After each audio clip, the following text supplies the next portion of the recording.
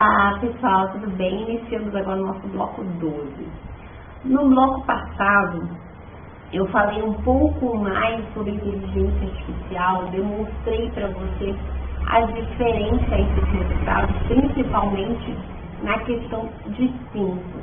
Muitos de vocês podem me questionar assim, Suelen, tá, e qual vai ser, o que eu posso usar de inteligência artificial no dia a dia do meu escritório? Pessoal, já existe jurimetria, já existem diversas empresas que fornecem dados com base na jurimetria, com base em inteligência artificial.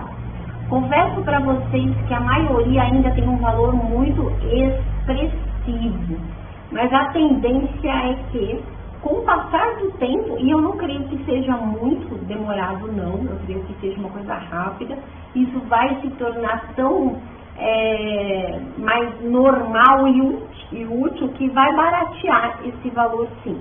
O importante é que você já saiba que existe, e se de repente você tiver algum cliente que você realmente sabe que vale a pena você contratar esse serviço de jurimetria para mostrar uma análise ali mais adequada, para dar aquela impressão melhor, né, do seu escritório, algumas empresas fornecem sim alguns serviços pontuais para você fazer para uma determinada empresa. Aí você teria que entrar em contato com cada uma delas e se informar quanto a valores, se é o que elas oferecem, é o que realmente você precisa, tá?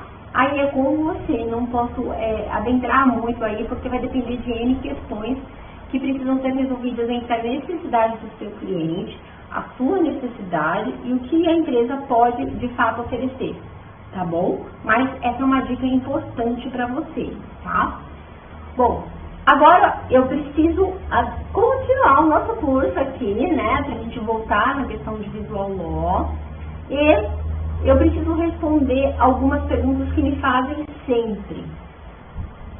Suelen, por qual motivo devo utilizar recursos de Visual Law?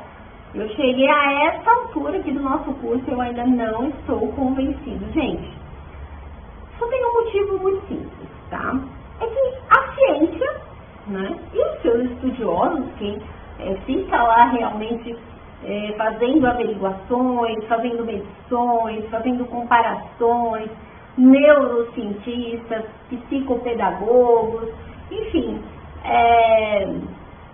todo o pessoal que estuda o cérebro humano, metodologia de aprendizado, como que o cérebro funciona no processo de aprendizado, todos eles já comprovaram que esses recursos facilitam a compreensão, são mais persuasivos, impactantes e fixam na memória as informações que você quer, tá?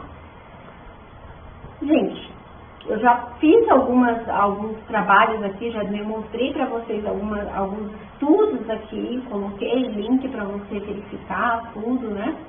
E aí eu trouxe aqui para vocês isso aqui que eu preciso dar uma lida para vocês entenderem. Assume-se assim que o processo mental é constitutivamente encarnado, imerso no seu ambiente e não pode ser caracterizado sem referência às relações da dimensão corporal com o ambiente físico e social.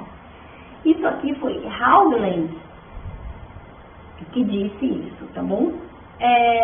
E ele fala exatamente isso, que o processo mental, ele é imerso no seu ambiente, ele não pode ser finalizado, formalizado, sem uma referência de dimensão de corpo, né? O que é aquilo, o tamanho, a adequação ao ambiente físico, social, não tem como fugir muito disso.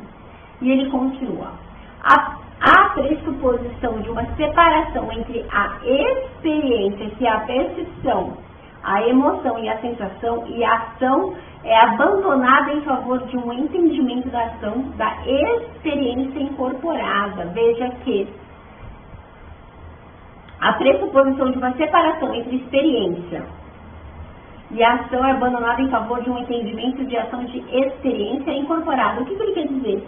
Quando você consegue olhar para um determinado documento, perceber logo o que aquilo quer dizer, você já olhou, você já entendeu mais ou menos o que aquilo quer dizer.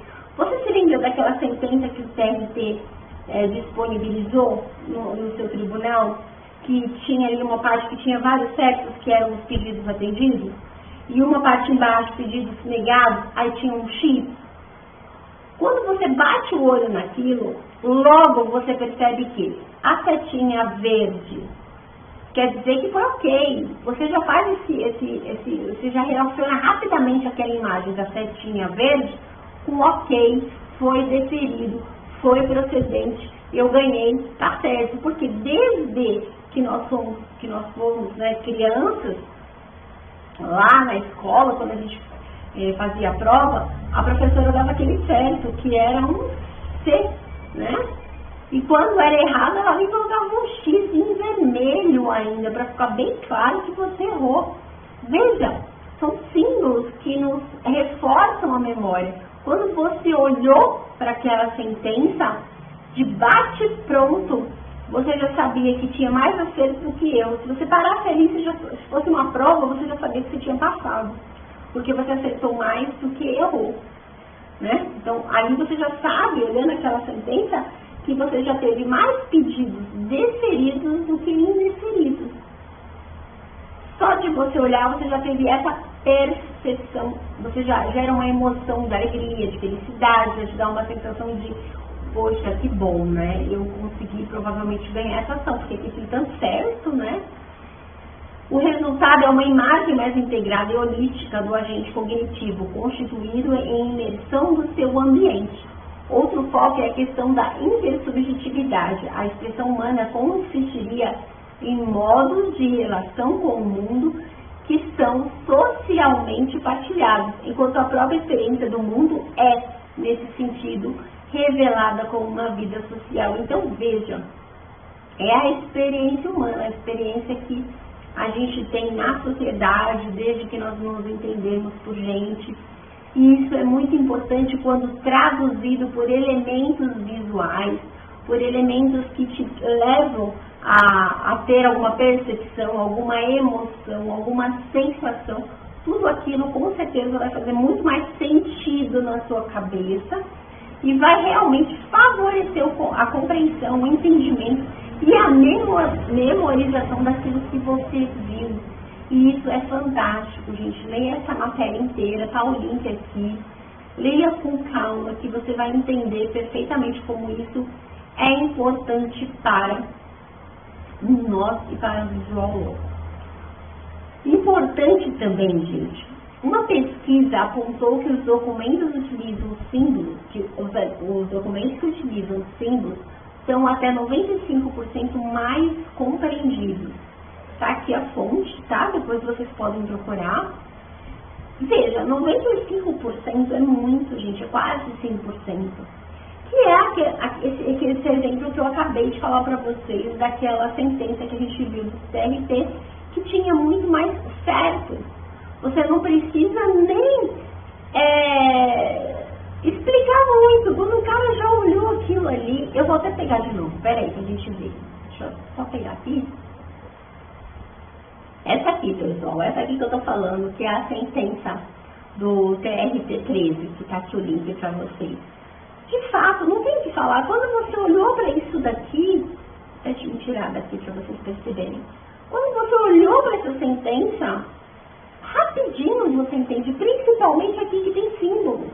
E veja que não são símbolos assim, de lei, legislação, juiz, aqueles ícones, não. É simples, são aqueles mesmos símbolos que a gente aprendeu aonde? Na escola, certo e errado, com as cores verde e azul, né, que poderia ser azul, que você também entenderia que seria positivo. Eu sei que eles não utilizaram azul, porque como a escolha da paleta de cores já está no tom de azul, ela não iria sobressair, não iria haver um destaque, então eles optaram muito bem pelo verde. E o vermelho, certo e errado, quando você olha aqui, gente, é impossível você já não entender. Pedidos atendidos, a maioria foi atendido, porque ó, só tem aqui esses aqui não atendidos. Veja, Isso aqui não precisa de tradução, isso aqui não precisa de muito tempo lendo para entender, não precisa gastar horas lendo isso. Você bateu o olho, você leu as 3 frases aqui, ó, pedidos atendidos, pedidos não atendidos e pagamentos adicionais, pumba! Símbolos você já não precisa ler mais nada, ganha a ação praticamente. É isso que eu estou falando.